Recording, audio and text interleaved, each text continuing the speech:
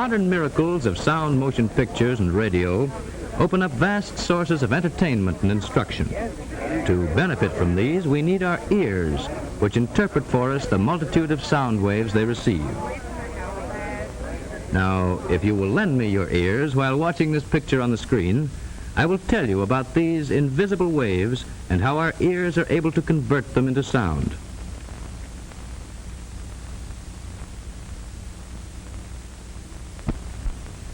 We all know that if a pebble is dropped into water, ring-like ripples spread in all directions over the surface. A doorbell ringing sends out similar but invisible wave-like impulses which travel through the air with a speed of about 1,100 feet per second. Sounds of every kind are transmitted to our ears by just such waves. Even now, as my voice comes to you, it is carried by these airwaves to be conveyed to your own brain by nerve impulses created within your ear. As we shall see, this feat of conversion requires the highly refined and perfect mechanism which is our ear. To begin with, air impulses are caught by the outer shell and directed into the ear canal.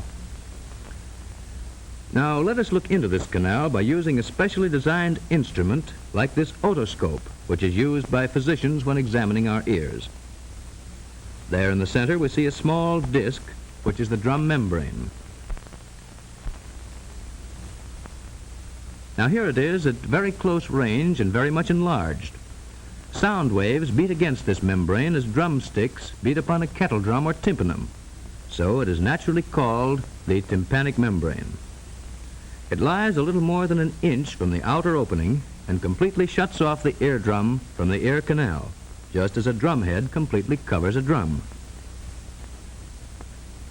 Hidden immediately beyond this barrier lies the oddly shaped and highly specialized organ which by far surpasses any instrument of human invention in its ability to detect and to interpret sounds of every conceivable kind and degree.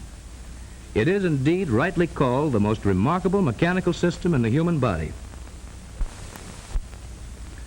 And now let us examine the general position of this apparatus when seen from the front. Here is the ear canal and the more internal parts which have an outlet into the throat. The Eustachian tube. This important connecting passage opens just above the tonsil. Like other important sense organs, the ear lies close to the brain. All sound waves entering the ear are converted into nerve impulses. These impulses are conveyed to the brain by the auditory nerve, the shortest path to the auditory center, which controls the organ and where sound perception or hearing is located.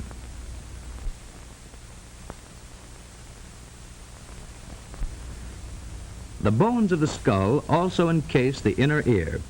Here we can see it occupying a group of intricate hollows and channels. These are safely protected within the hardest portion of the temporal bone. This portion is actually the hardest bony structure in the whole body. Now let us greatly enlarge the picture of one ear so that we may examine its construction and its parts in greater detail in this sectional view. The ear is divided into three parts. First, the external or outer ear, consisting of the shell or pinna, and the auditory canal or meatus. These and many of the parts that are to follow have been given their names because they resemble familiar objects. Now second, the middle ear or eardrum, also called the tympanum, consisting of the drum membrane, already compared to a drumhead, and the drum cavity. This is shut away from the outer ear by the drum membrane, but communicates with the throat by means of the Eustachian tube, already mentioned. The most striking feature of the middle ear are these three tiny but delicately fashioned bones. They're called the ear bones or ossicles. Like the outer ear, the middle ear contains air. It is the purpose of the Eustachian tube to equalize the air pressure on both sides of the drum membrane to prevent its being injured by violent noises or changes in air pressure. Beyond the middle ear lies the third part, called the inner ear or labyrinth. Unlike the outer and the middle ear, this part is filled with a liquid instead of air and contains the delicate apparatus which transforms sound waves into nerve impulses. And now let's look at a still larger view of the middle ear with its 3 ear bones or ossicles, and then see what happens when sound waves strike the drum membrane. This bone, consisting of a head and handle, is called a hammer or malleus, and is fastened by the handle to the drum membrane. United to the malleus by a joint is the anvil or incus, which in turn touches the stirrup or stapes. The footplate of the stirrup is attached by a movable ligament to an opening, which is called the oval window. If from any cause the drum membrane is forced inward, its movement is transmitted to the stapes, and the upper part of its footplate swings into the inner ear as on a hinge. Repeated pushes make the plate swing in and out, agitating the liquid which fills the inner ear. And now let's see how sound waves coming from a ringing bell act upon the ear mechanism. Here we see in slow motion how these sound waves, by beating against the drum membrane, are carried across the middle ear to the inner ear by the chain of ossicles.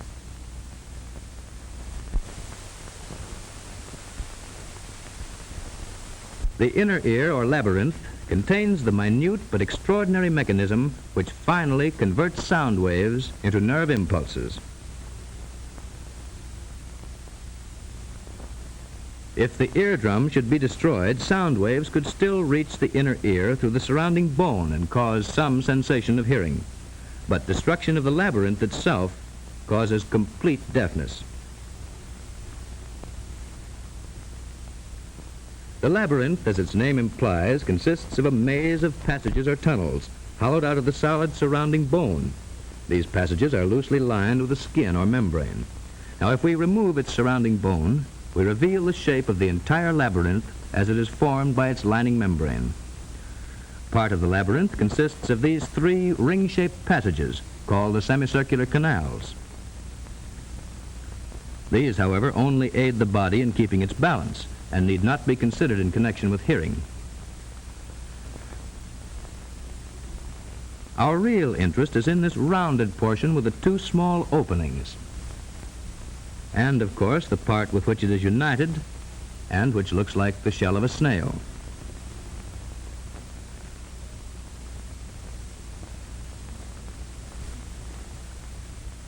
Returning to our sectional view, we see that the rounded portion contains a hollow chamber lying between the middle ear and the snail.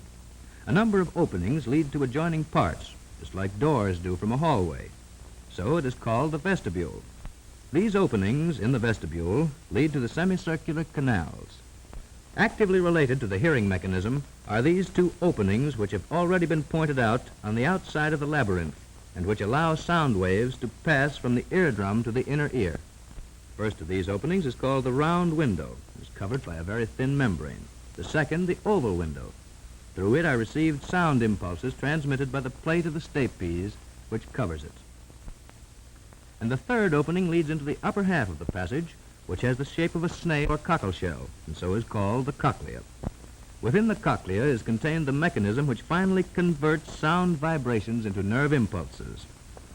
Let us look at the inside of this amazing little instrument. If we were to slice through the middle of the cochlea and then turn the separated portion face upwards, we would see inside a spiral-shaped canal which circles around a central core of bone called the modiolus. This canal is divided into an upper and lower portion by a membrane shaped like a spiral ramp. This membrane is of a highly complicated internal construction, and when agitated by sound waves, sends out nerve impulses. These are conducted to the brain by nerves which unite to form the main auditory nerve leading to the auditory center.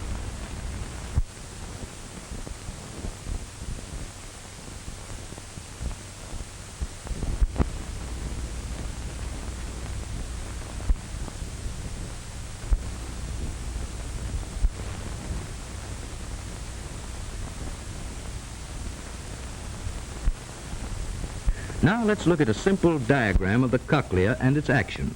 And this time, let's take off the top. Here again, briefly, we recognize the vestibule with the oval window covered by the stirrup.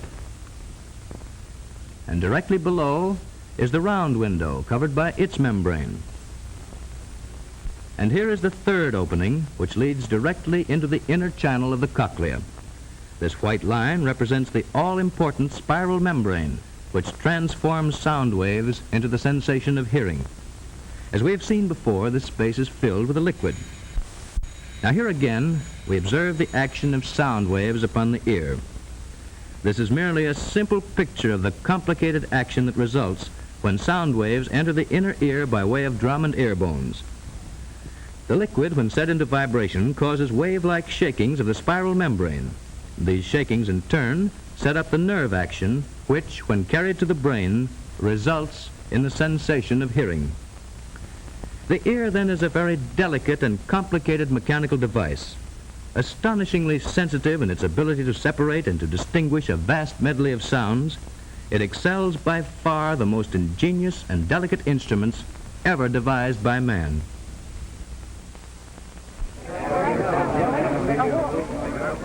While we possess the great blessing of good hearing, let us always strive to protect and to preserve this most precious gift of nature.